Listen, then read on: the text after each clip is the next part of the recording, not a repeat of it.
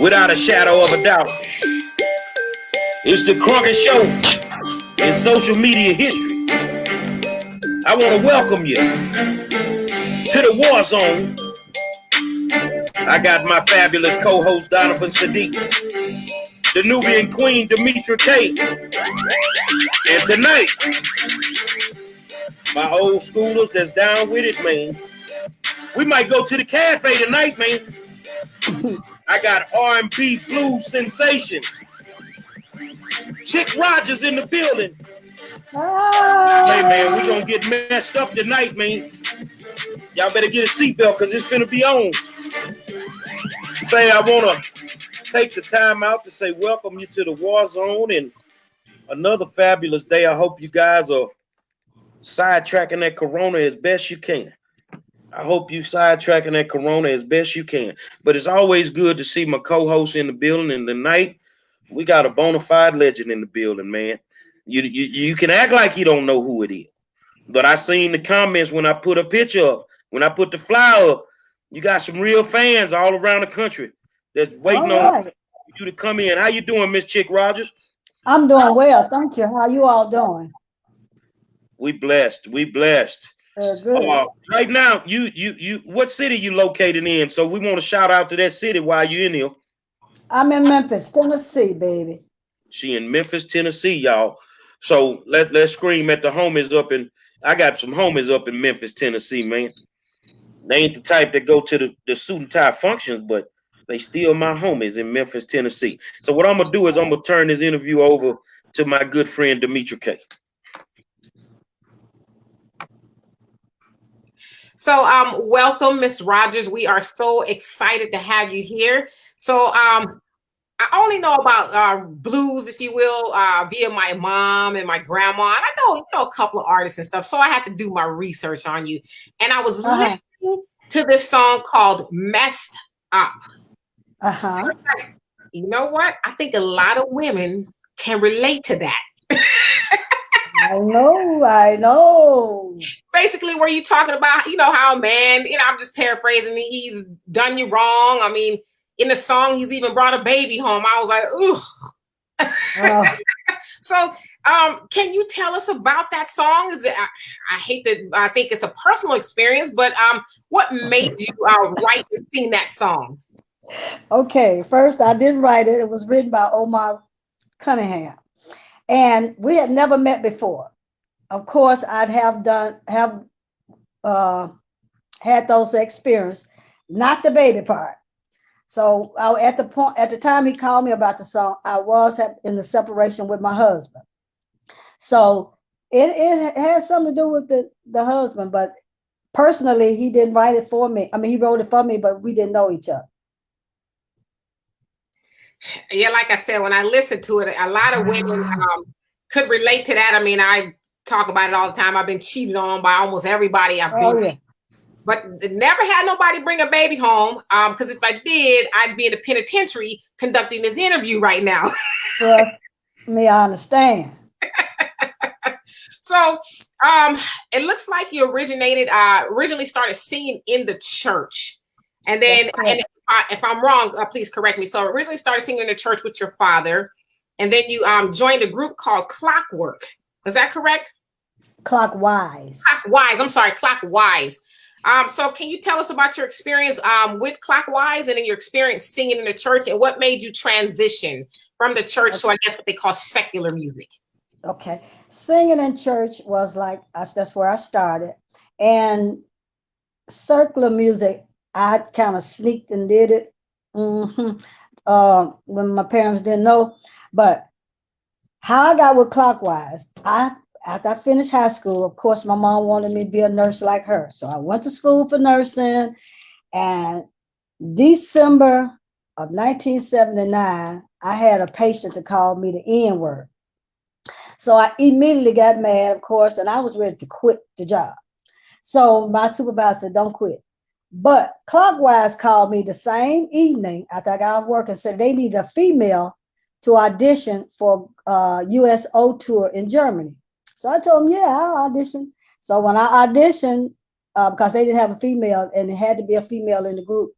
We won, and that's where it started. And so how long did you sing with Clockwise? We traveled for we were together about 3 or 4 years, because Clockwise was the band I brought to Houston. We came to a club called Club Delisa. The manager name was Big K, they called him. And the club was on Martin Luther King Boulevard. We came and I opened up for Shirley Brown. And he enjoyed me so much, he moved me and the band to Houston for a 6-month contract to work at his club. All right. So now talk about your time in Chicago, where I guess it's another home of the blues. It looks like you went there in 1989 it was, I believe I read. That's correct. I moved there October 89. And I went and did an open mic at the Cotton Club on Michigan Avenue.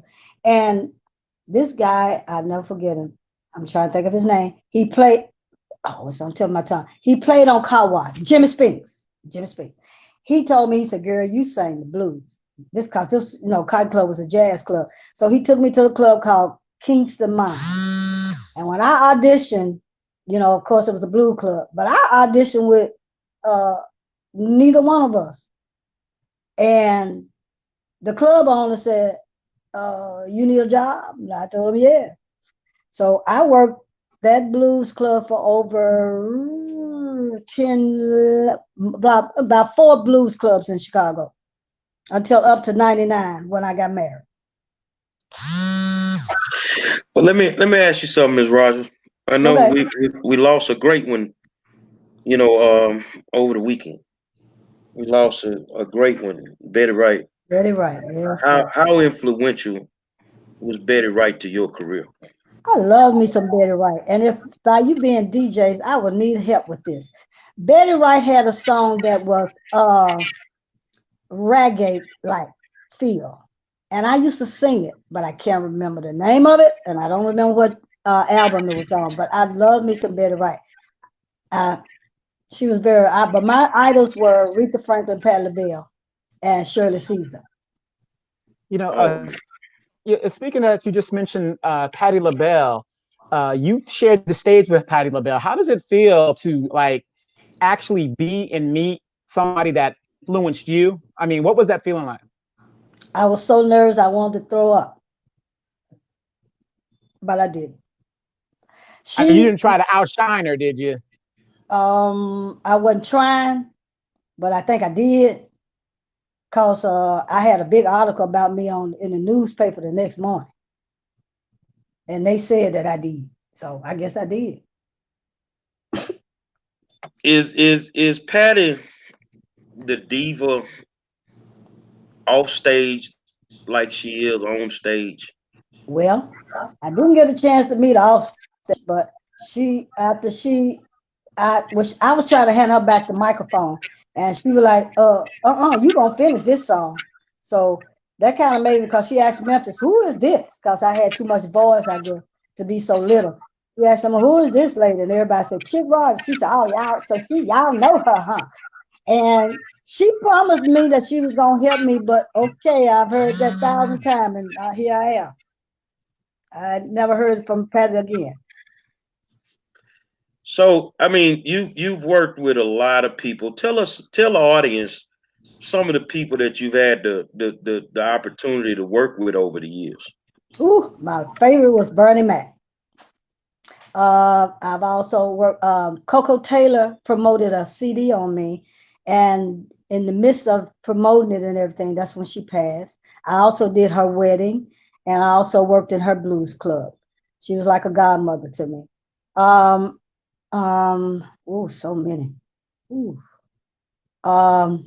Man, I've been on stage with Bobby Womack. I opened up for Bobby Womack, Millie Jackson, B.B. King, Albert King.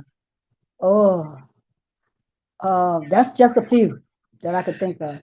I've been dealing with rap music for 30 years, and a lot of people say, well, man, you didn't get rich. I say, but dude, to share the stage with some of the people that I've shared the stage with, I say, man, that's payment enough, man.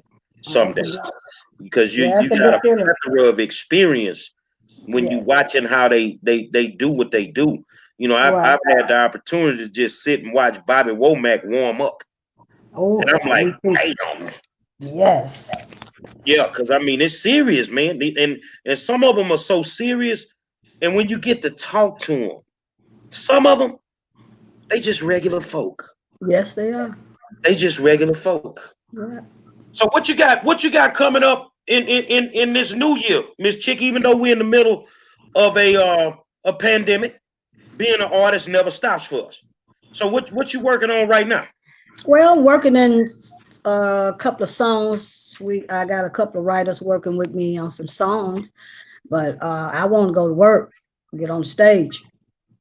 But And I think you right know, before the pandemic happened, you were scheduled to be at the Arena Theater in Houston. Am I correct? that's correct. I was in Chicago. It was the weekend of March 13th. We had Chicago, well, Indiana that Friday and Detroit that Saturday. And I was in Chicago when they canceled the whole tour.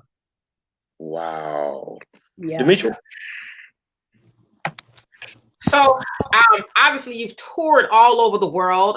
Looks like Europe and Japan, but it seems like Japan or the Japanese, they like really love you, because when I was looking on YouTube, I saw a lot of Japanese channels basically had a channel dedicated to you.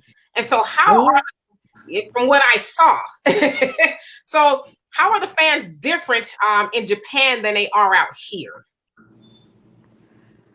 Oh, okay. They are great. They receive you very well. They are more receptive than, and they just love you to death. They love you to death. They really show their love. They give little gifts, and they always come with flowers. So I love Japan. Japan was the best overseas tour I did, because I went there about 4 times. Italy was okay. Italy was good, but I love Japan more. I've been to Italy, Texas. I ain't never been to Italy. and that's the thing I love about music. If you get off into this music game, it can take you places that you never could imagine. Mm-hmm. You never could imagine. Donovan, go ahead. Miss Rogers, with the state of music nowadays, and R&B is struggling to stay alive. As somebody who's been in the game for a very long time, what is your take on these younger singers? Some of them that aren't R&B. I'm not talking about the rappers. Talk about the R&B singers.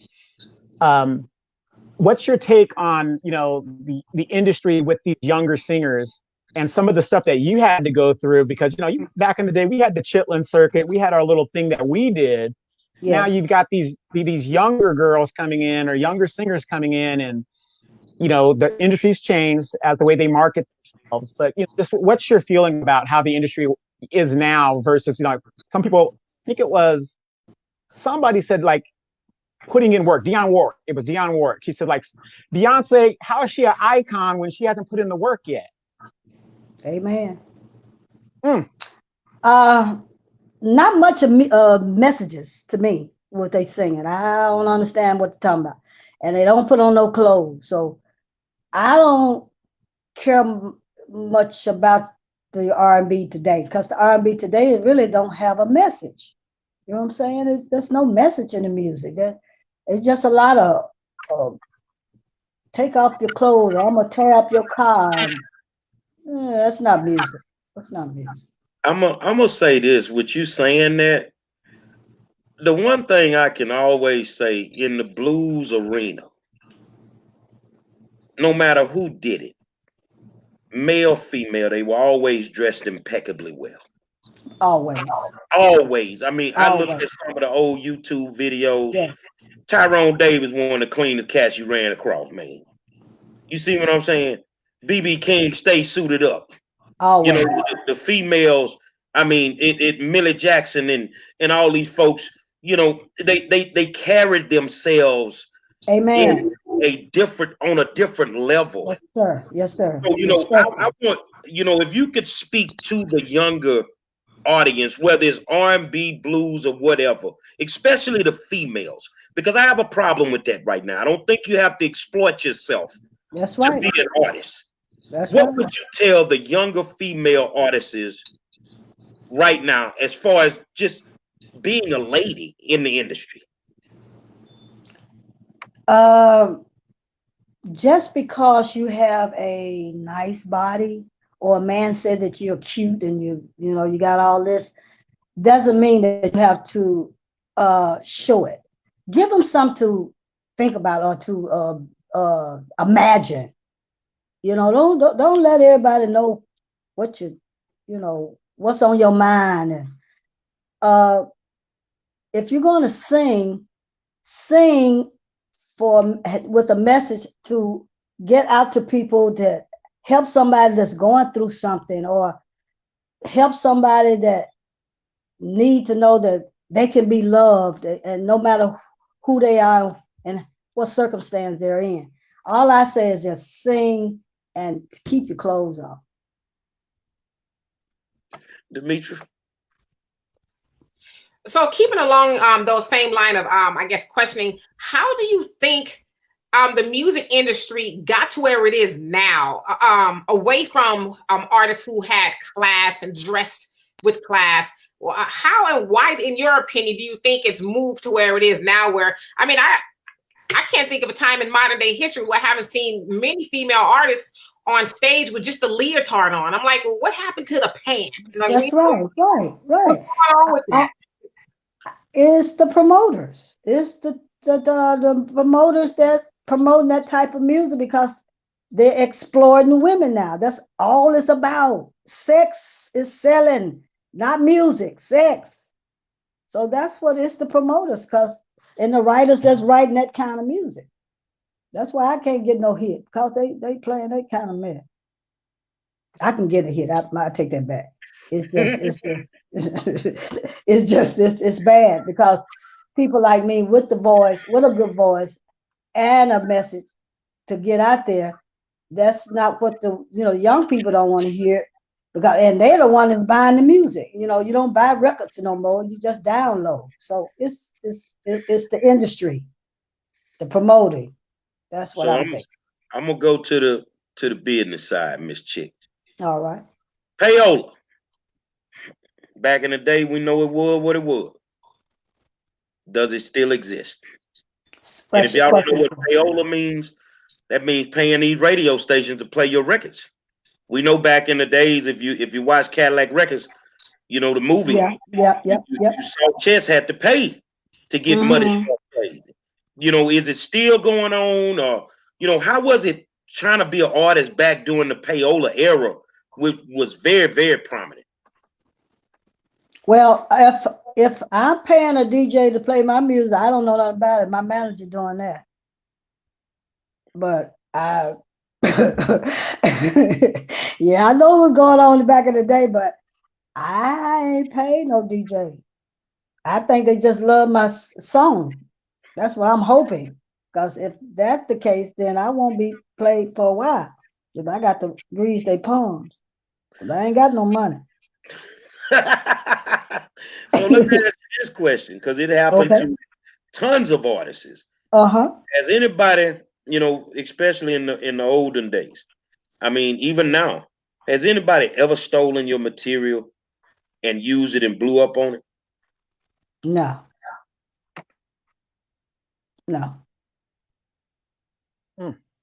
I think that go back to the rappers. They the one doing samples and taking folks' money, but no one has done that to me. To answer your question, Donovan. Is there anybody in the industry, because you're talking about like songs that you want to sing, and you're a singer, you're a sanger. Is that what they say, Demetri? You're a sanger. Okay. And there's a lot of decent producers out there, and in the early days when you did it, some of them are like they're getting older, they're not in the industry like they used to. But if you had to work with a producer today, or somebody that you would really want to work with, could you just name us maybe somebody you would like to work with? Let me see. Producers. Well, the ones I would like to work with dead. I'm sorry to say that, but you know, now it's Maybe like Jimmy Jam, Terry Lewis, or a Babyface, Babyface, or Babyface. Or anybody that's promoting or producing Toni Braxton. I love me some Toni Braxton. That's my girl. Would you say Toni Braxton is kind of taking the mantle of our R&B a little bit and kind of holding it up as best she can? Yes, in regards I think to music. So. Yes, I do. Well, what about that's a Little about Sister? the R&B, only R&B singer that I think that's keeping it up. Demetria? I'm sorry, somebody was trying to call me. So did you get a chance to watch Erykah Badu and Jill Scott over the weekend? Instagram is having this thing called Versus. I guess it's a page called Versus where they put artists against each other. Well, not against each other, but I guess they play their hits to see who had the best music. The most votes or something? Yeah. Did you get a chance to watch it? No, I did not. I didn't know it was happening. I'm kind of not hearing you all good now because when this person called me, I can't hardly hear you. How about now? Very little, but I can still hear you. Can you hear me? We hear you. Yes, we can hear you. Okay. Yes. All right. And so, if you ever get a chance to watch it, it's on YouTube. It's Jill Scott versus Erykah Badu. And of course, everybody, I think, is familiar with their music. But, I think most people went to watch it because they thought they were going to kind of be, duking it out and maybe a little bit on the mean-spirited side. But it turns out everything was the opposite. They were so loving and, just complimentary of each other. Would you say that it was like that with you when you were working with a lot of other artists? Like you said, you worked with Patti LaBelle and different people like that. Would you say you guys had a lot of camaraderie, or was there ever any maybe drama involved? Well, working with Millie J, you're going to get some drama. She was nice though. No drama between me and her. It's just she's being her. Now a lot of artists here in Memphis that I work with, they're good. Speak of like Queen Anne Hines, used to be with Jay Blackfoot, my best friend. And like most singers, you're gonna have some that like you, and you're gonna have some that don't, and some support, some won't. But I get along with most everybody because I try to be the type of friendly person to, give love. But if they don't want it, I take it back. And then also, Little Richard just passed. We all yes, he did. heard about that. And I don't think a lot of people really understand. Well, I think we understood, but a lot of people really didn't understand and know about the contributions he actually made to rock and roll. And talk about all the people he influenced, like Jimi Hendrix played for him, and the Rolling Stones, and all those people. Why is it that you think a lot of people didn't know about the actual contributions he made? Do you think it was purposely hidden? Because we know a lot of times back in those days, the white artists got all the accolades and the attention. Really, they were just kind of leeching, not kind of, but they were leeching off of Black artists. And earlier, before we came on, Donovan was talking about Elvis, and I kind of saw a look on your face like, because when people hear about Memphis, they think, automatically think of Elvis, but we know Elvis, stole all that from the Black yes, artists. He did. I truly believe that.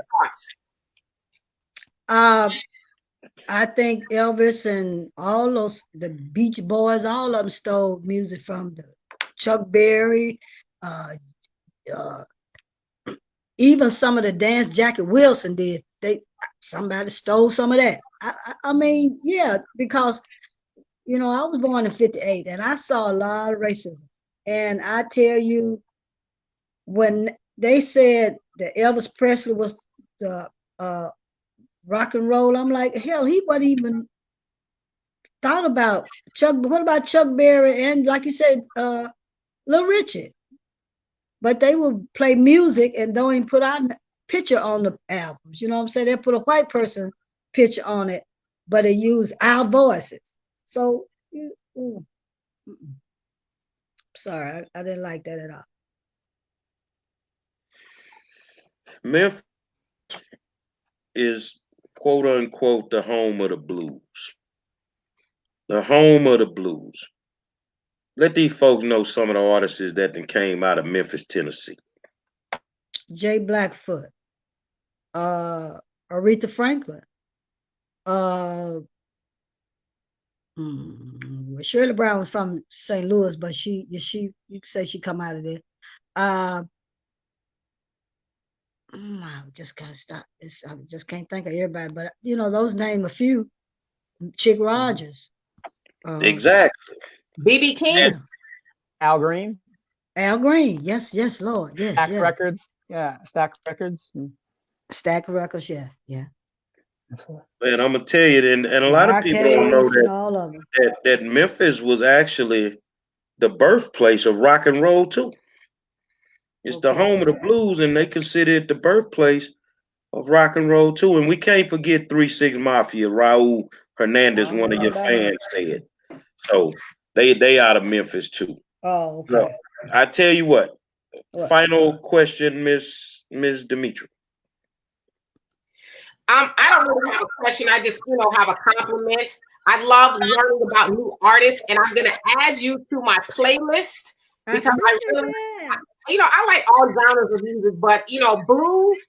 Really just reminds me of my late grandmother and my late mom. Yeah. Really, Bobby Womack, Bobby Blue Bland, all those people. Yes. So I'm gonna add you to my playlist. Thank you. And thank you for coming. All right. Thanks for having me. Donovan? Yeah, I just, again, thank you for coming on the show, Mrs. Rogers. I just want to tell the watchers and the listeners, before the show started, me and Mrs. Rogers were talking about where we're from and stuff like that. And you got some diva artists out there. There are some people you just can't do them. But Miss Rogers, just very approachable, sweet lady, just straightforward. She tells it the way she sees it. And I mean, I knew, who she was, but I'm just talking to her like she's a regular person off the street, So, right. I mean, I'm definitely going to go check out that song that Demetra was talking about and listen to your music and share it. But I did see a lot of your videos and your concerts on YouTube. And I'm going to ask my mama, who's into the blues, has she had any of your music or heard of you performing and stuff? I'm very sure she had. My mom is really big into the blues stuff, Denise LaSalle, the old South stuff. Yeah, Denise. Yeah. Well, I want to thank you for your contribution to music. I love music.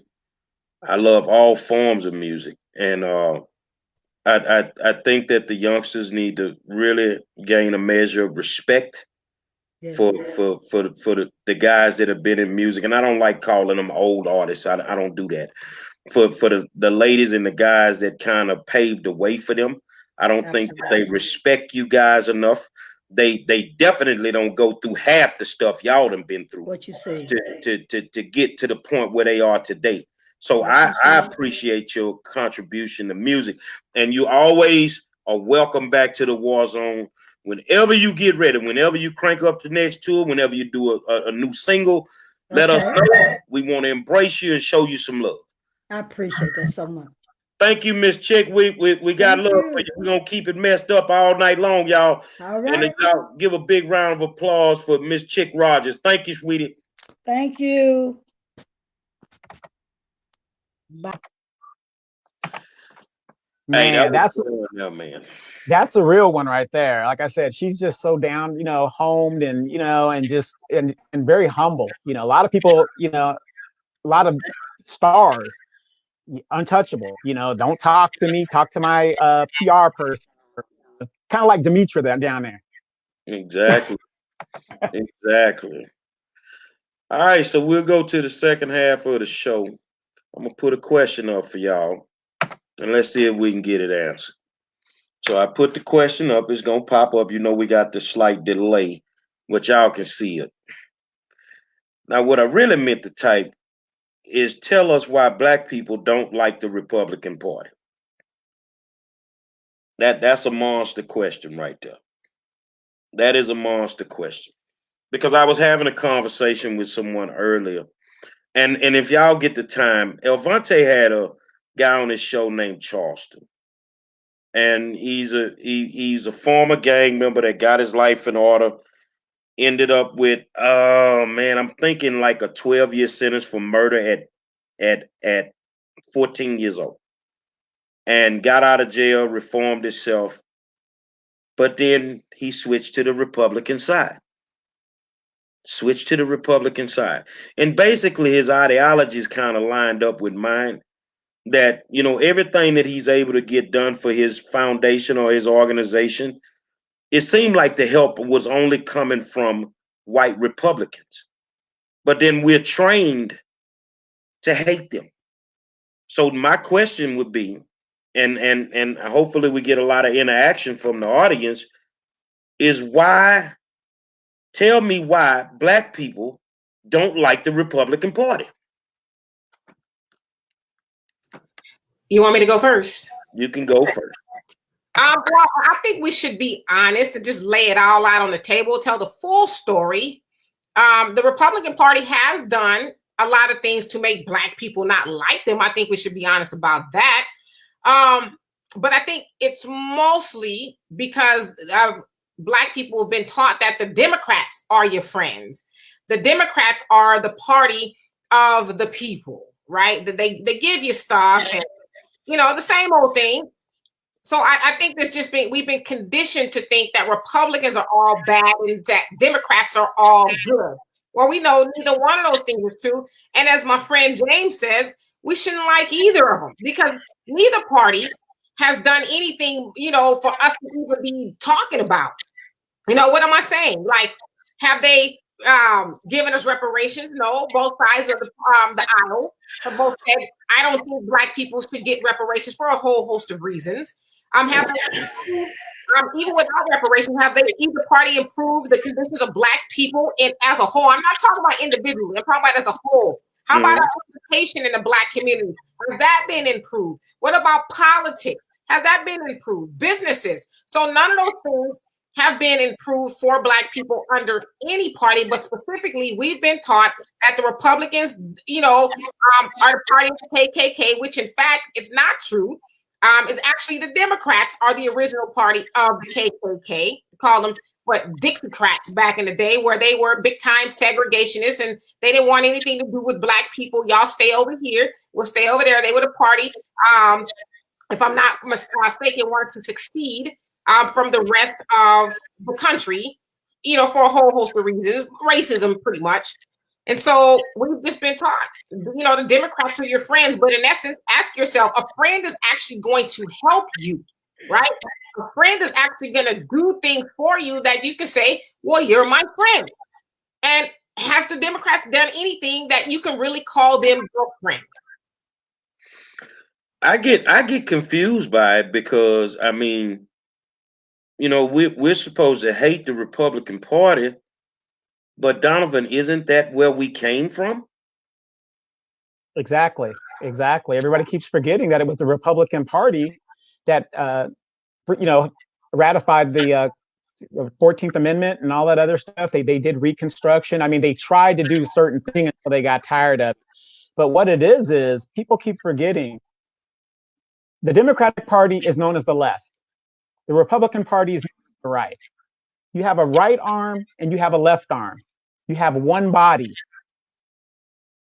They both are just two arms of white supremacy, the body. So the premise is white supremacy no matter what party it is. Okay. After a while, the Republicans said, we don't want to deal with you. Now the Democrats are dealing with you. The Democrats are fighting harder not to give us reparations than the Republicans are. But and that's something that I saw you type in, and explain to them exactly what you mean by that.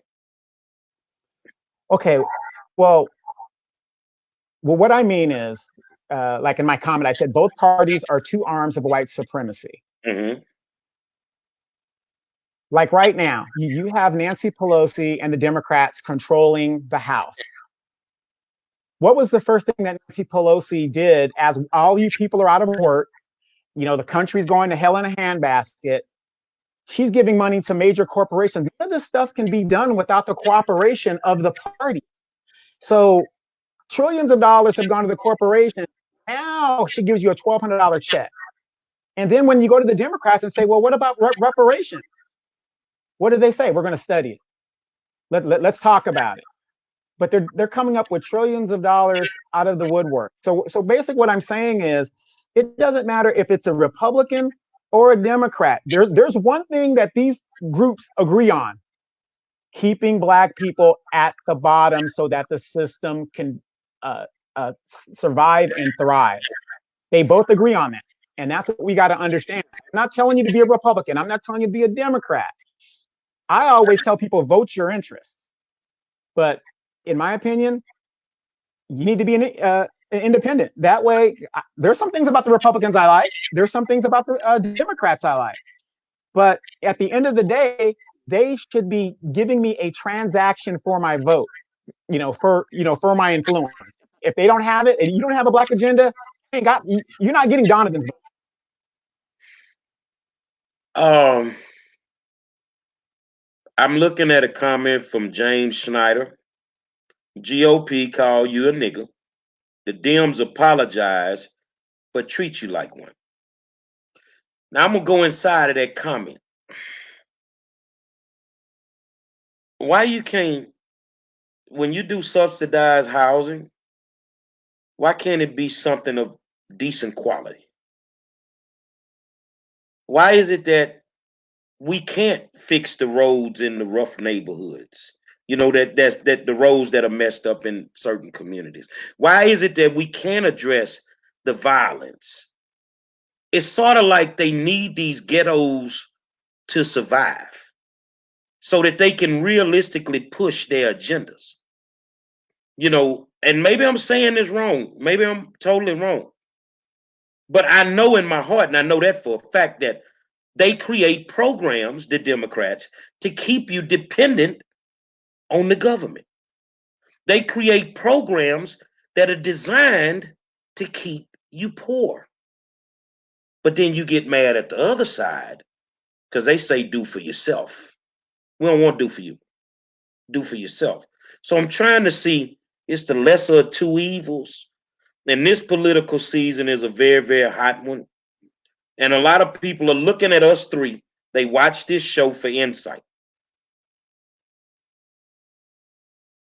And I would tell somebody this here, white supremacy, all that, everything everybody say, I get it. So I'm gonna let y'all y'all gonna be the interviewer, and I'm gonna answer the question. Ask me who I would vote for president right now.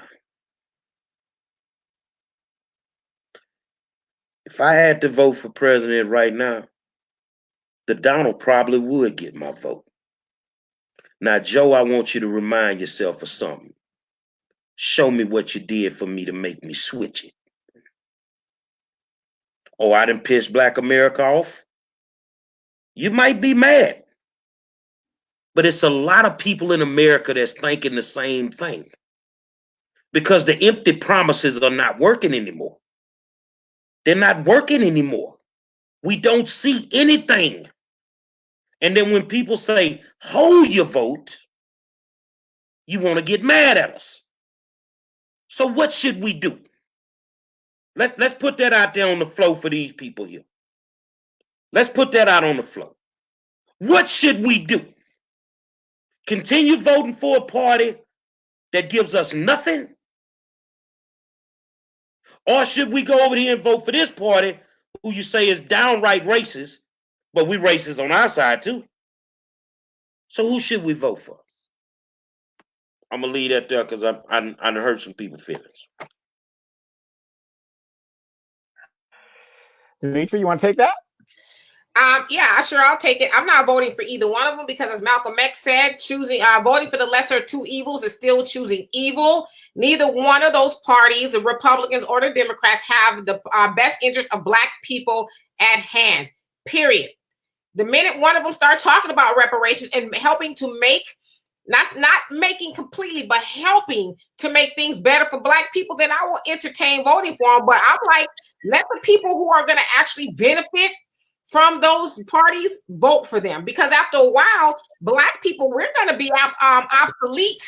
We're going to be obsolete. Why do you think they're catering to the Hispanics so hard? Because they know that they're taking over the country in population. So they have them hooked on phonics like we are hooked on phonics. But after a while, they're not even going to talk to us because they're not going to need us, period. And so I'm not going to get involved in the political process as far as the federal election is concerned, but the local election, yeah, sure. But, you know, as far as, you know, the president, let the people who are going to directly benefit from it, let them vote for it, right? And in regarding, you know, the Democrats, Malcolm X said, and this is why I hate, because like Malcolm X's birthday is coming up soon, and you're going to have all these fake ass people, which I might not even be on Facebook that day. Yes, she is. All these fake ass people are going to be on there throwing up all these quotes from Malcolm X and Malcolm X this, but those people are going to take themselves into the booth and vote for somebody who has not their interest at heart. And he said in regards to the lying liberals, that's what he called them back then. He said any Black person that votes for the lying liberals, you are a disgrace to your race. You are no good for your race, because you know what the Democrats do. They continuously lie to us, and they have been since we started voting for them. But yet you continue to go in there and vote, knowing you're going to come out and get nothing. You actually said you're a traitor to your race. That's what you are. You're a traitor to your race. You know what's crazy? We've been voting predominantly Democrat for 60 years. Now, when we first started voting for them, we had something. We are less than 12 years from zero, and nobody seems shocked. Now, recently, a young Black man was gunned down, and I think there's been 2 or 3 now that have been gunned down in the last couple of weeks.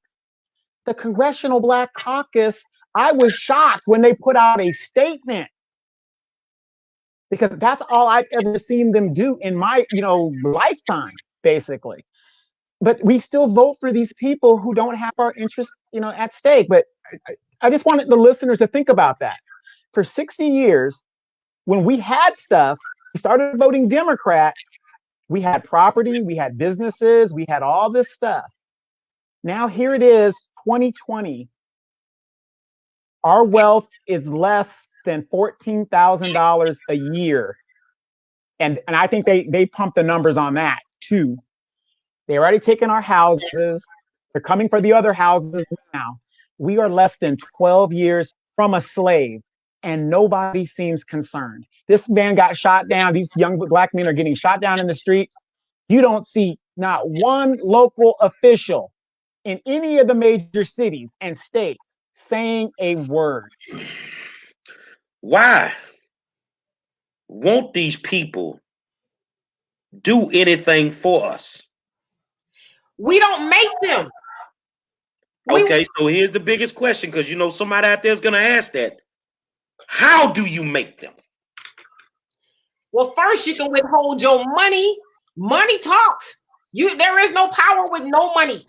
And as we always say, Black people in America, we make $1.3 trillion a year, and we trick off 97% of that, only keeping 3%. Now, what I mean by trick off, I probably should find another word, but no, that's the right one. We give it to everybody else. White people, Asians, Hispanics, Indians, Arabs. They all get all of our money. They don't give any of it back. And so they know, and I hate to say this, but we are dead. We are the walking dead. If we were let's take Kaepernick, for example. When Kaepernick was going through everything he was going through, if every Black person in America boycotted for a week, the NFL would have said, "What do you Negroes want?" I don't even think it took every American. If just the Black players in the NFL wouldn't have took the field. Even if the players took the field, fine. I get it. But if Black people would have said, we're going to sit out this week, we're not going to watch, We're not going to go. We're not going to buy anything regarding the NFL. And we're going to make that clear. I guarantee the NFL would have said, what do you guys want? So the point that I'm making is, if we just get on the same page even for a week and say, maybe we're going to stay home or we're not spending no money, I guarantee you people will start to come around and say, okay, because as Donovan said, everybody eats off of Black people. Everybody, you name it, they eat off of Black people. But we're too comfortable in receiving things and, and being gratified, symbolism. But if we were to hold our pocketbooks, then we will see change. That's my opinion. So basically, Montgomery bus boycotts is the blueprint, because they bankrupt the Montgomery bus. I mean, the transportation system in Montgomery, Alabama. See, you got to have discipline to do that. But I'm going to be honest with you. I'm going to be honest with you guys, and it's something I feel. We're never going to come together. We're never going to figure it out. So if we never come together and we never figure it out, the Monroes, the Donovans, and the Demetrius, what the hell can we do besides beat our head against the wall? Well, we're actually preparing to leave to Africa. I'm just kidding. No, I mean, listen, it was the Honorable Minister Louis Farrakhan's birthday. Monday, I think it was. Monday. And as I put up his picture and, said happy birthday, I got a little bit sad because, he's 87 years old. And I said, you know what? He's dedicated most of his life to trying to wake Black people up. I'm talking about most of his life, right? Mm-hmm. And it saddened me to think that he'll probably leave here not seeing us as a whole. I'm not talking about the NOI because they're doing their thing. But leave here and not see Black people as a whole, just do some of the stuff that even the people before him was calling for us to do. And I fear that in our lifetime, we're not that old, but in our lifetime, I don't know. I don't think we as Black people as a whole, I don't think we care enough. I think, as I said, we are that frog in the boiling water. We're just comfortable. No matter how hot the water gets, we just adjust to all the things that happen to us. And so I try not to be depressed, but it is very depressing once you really think about it. Well, I mean, it's like we just beating our head against a wall, man. I mean, I wake up every day wanting to better Black America. And then when I get out there, I'm not fighting against the white people 98% of the time. I'm fighting against the Black people. And these Black elected officials have conditioned some of y'all to fight against me. When you know all I want is you to have decent housing. Why would you fight against me? Why would you fight against me if I just want to make the neighborhood safe? Why would you fight against me if I want to put a grocery store in the neighborhood? If I want better schools for our kids? And you people, you fight against us physically. You fight against us mentally. You fight against us with your votes, because you're going to put the same person in office that did this to our neighborhoods. But then when it gets too bad and it starts affecting you, let me call Gary Monroe. Don't call my goddamn phone. I got other things to do, like feed my face. Well, one thing you got to ask yourself, when Trump was talking about Elijah Cummings' district and, R.I.P. Elijah Cummings and stuff like that, that guy won office in 1993. The funny thing was, I was in Baltimore this time last year, going to my son's graduation in Virginia. I rented a Dodge Charger going through Baltimore. I had to put the pedal to the metal to get up out of there. I mean, he wasn't lying. How can you justify being a representative for over 25 years and your neighborhood was worse than when you took it over? But one thing we got to remember right now that this pandemic has done, and I'm going to show you what lack of wealth as a people has done. When you have lack of wealth as a people, you guys are the ones that have to put your life at risk to go work for somebody right now. Some of y'all are like, oh my God, I have to go back to work. Why do you have to go back to work? You want to know why? Lack of wealth. And when we say lack of wealth, Demetra and I talk about it all the time. Gary talks about it all the time. We're out here buying bullshit when we should be collectively spending our money with each other and doing all this. This pandemic has exposed the fact that Black people are at the bottom of the system and we have no wealth. Because Demetra will tell you, I don't need to go to work. I don't have to go to nobody's job because I made the right decision. And I'm not saying I'm better than anybody else, but that's what I'm saying. Collectively, we give all our money away. We give all our money away. But I'm not worried about going to work. I got neighbors. I mean, I got to go to work. For what? You're going to put your life on the line for a piece of paper? Really? So if you know, nobody wants to hear the truth. That's the truth. If you are right now forced to say, well, I got to go and go out here, good luck. Now, I'm going to put up a comment from Al Jackson. And Al said, and Demetra started smiling. And why are Black people so scared to be in the hood? I'm going to flip that for you, Al. What's wrong with being in the hood? Why y'all so scared to get out the hood mentality? I'm in the hood. I live in the trenches. Me too. You see my mentality? Just because you live in South Central Los Angeles don't mean you have to have a ghetto mentality. A ghetto mentality is like going to a restaurant. That's acquired taste. You're choosing to be that. I have a millionaire mindset. And it don't matter if I'm living out there with the white folk or I'm in the bottom of the trenches with the dope fiends. I'm scratching at $1 million every day I wake up. But see, in order to get to the million, and this is our biggest problem, Donovan, we got to find the root cause to us not buying into doing what we should do, what Demetra tell us every night that we should do. We don't want to be responsible. See, you tell me you in the military. The lower the pay grade, the more work you did. As you moved up, you had more responsibility and less work. See, you don't want to be wealthy because being wealthy requires you to be responsible. Being rich requires you to be responsible. You had a multi-millionaire on here Monday night speaking, and some of y'all were speaking irresponsibly while he was talking. See, you don't know how to be responsible. So if you're going to be wealthy, and wealthy is when your money is generational, when you can leave this money for your kids and your grandkids. If you can't do that, and not through the form of an insurance policy, then you don't want to be responsible.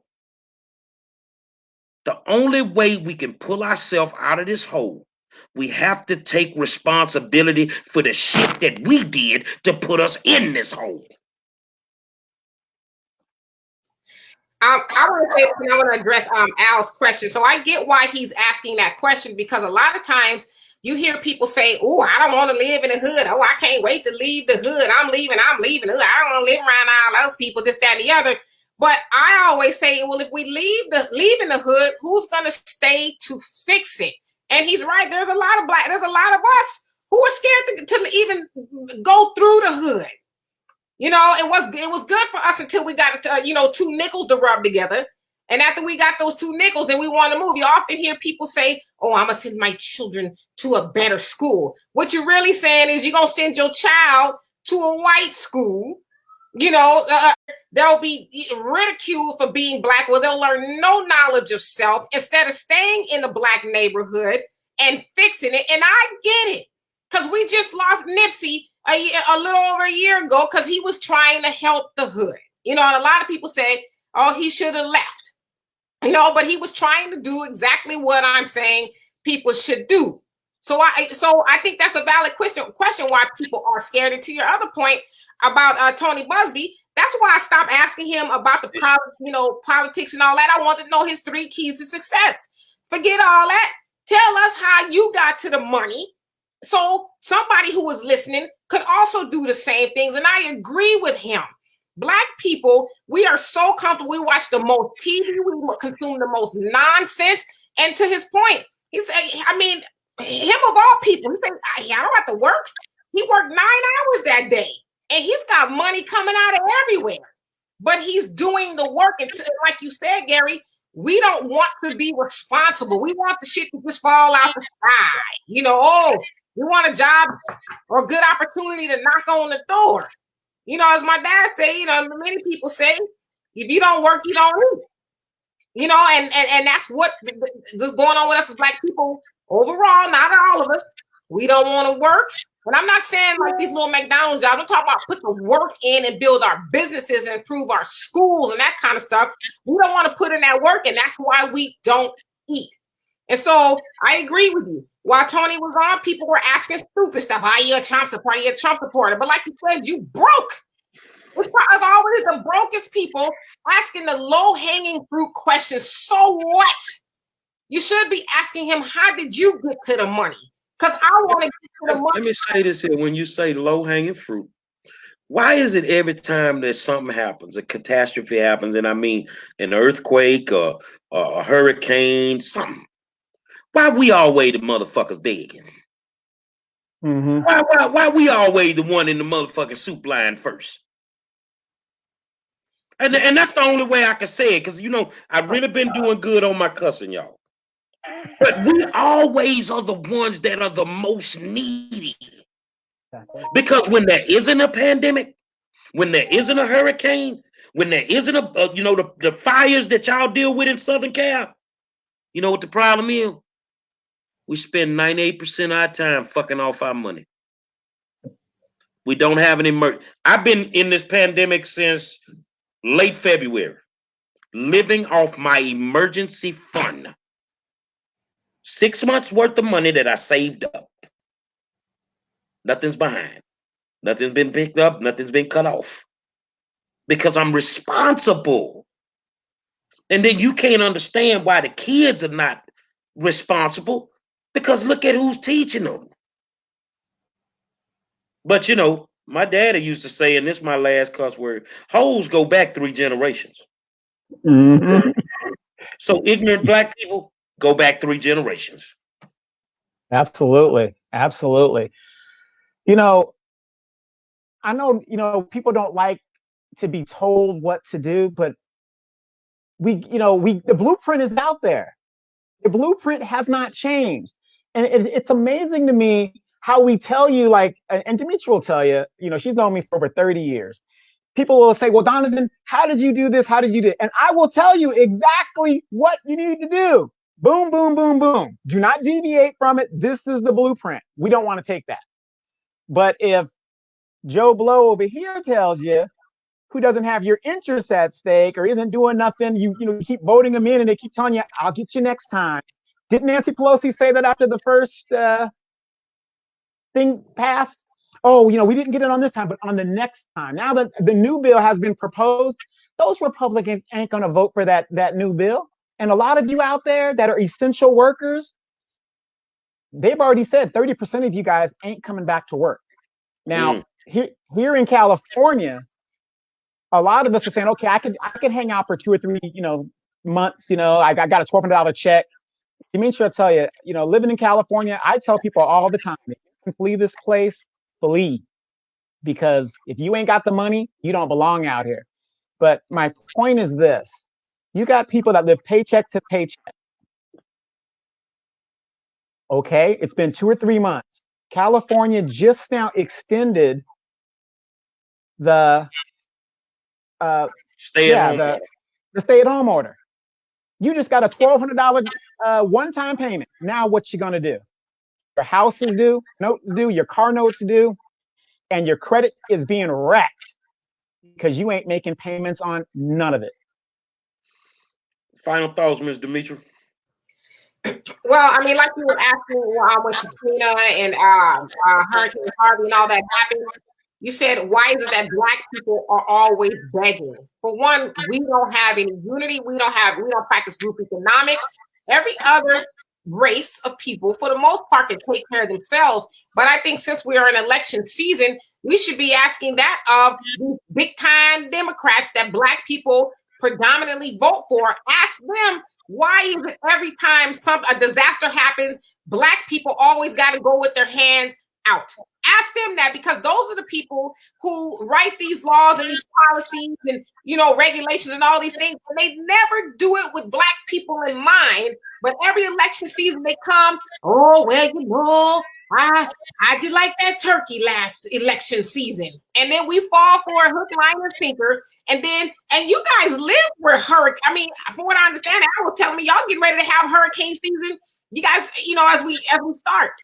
as we talk. So we're in election season. Now is the time for y'all to be asking those people who are asking you to do something. Well, what you gonna do for me? Because I don't have a problem having a Republican come up in here if they're going to do something, if it means getting you out of the way. Because I'm tired of hearing about people floating on their mattresses and refrigerators floating upside down and, people starving. I'm tired of hearing about that. If you ain't actually going to do something for Black people, then go on with that mess. I want to say something else, but I did. Final words, Donovan. Well, I'm going to have you guys remember this, because it's the same game over and over again. Whenever they come to an area, remember when the Indians, when they found, they gave the Indians like Black Rock in South Dakota, and it was like a shitty area because it was full of like rocks and stuff. And they found all that gold there and they moved the Indians off. They do the same thing in our community. When they start gentrifying our community, there's a reason why. Right here in Southern California, where I'm at, they gentrified a whole area that Aunt Maxine is responsible for. These people are sitting on $1 million homes, and they took pennies to the dollar to move out to the desert where I'm at. So I'm telling you guys, use your common sense and really think about what they're doing and what's going to happen with this pandemic. This has exposed people for having no wealth. If you had a reparations check right now, I don't even think we would be having this discussion. We give 97% of that away as we speak. If we got $17+ trillion in accounting, because that's what they owe us, and even more than that, we would give 97% of $17 trillion back. We would give it to people who don't deserve it. We would give it to people who've already gotten reparations. The Asians have gotten reparations. The Jews have gotten reparations. We would give all of that money back. I'm going to end it with this. Brenda said whites are begging as well. I won't even read the rest of your comments. Why is it that every time we have a conversation, we start worrying about what the white folk are doing? Now, I want you to understand something. We're a wholesome show here, but some days we got to keep it real. You feel me? So I want you to think about R. Kelly for a minute. I'm going to leave you with this. And when you think about your neighborhood and what has not been done, I want you to remember that your Democrats is hitting all of us with the dick. You can get it in black, white, gold, whatever. That's how I feel about you Democrats, because you're hitting us all with the dick. And I mean what I say, and I say what I mean. And that's what it is. So, bottom line, I ain't trusting none of them right now. I'm going to trust me. I'm going to bet on me. I'm going to make sure I do the right things. I'm going to make sure I got the financial literacy that I need, and keep hanging around good people like Demetra and Donovan and all of y'all, and just try to stay positive. But I cannot put my faith in the hands of people who have already failed me. It's not going to happen. Say, man. So I'm gonna tell you what you can do in the middle of a pandemic. Tomorrow night, you can be a mom of seven kids, single, and start your own damn company. We're gonna show you how to do it. Yes, tomorrow. A mom, 7 kids, but started her own company just with recipes from her grandmother. Big Mama's Collection. Carlos Johnson tomorrow night. You want to hit me on the Cash App? Holla at me, man. Holla at me, man. Say, want to thank my co-host Donovan Sadiq, Demetri K, and I am the 5-star general. I'll see you tomorrow.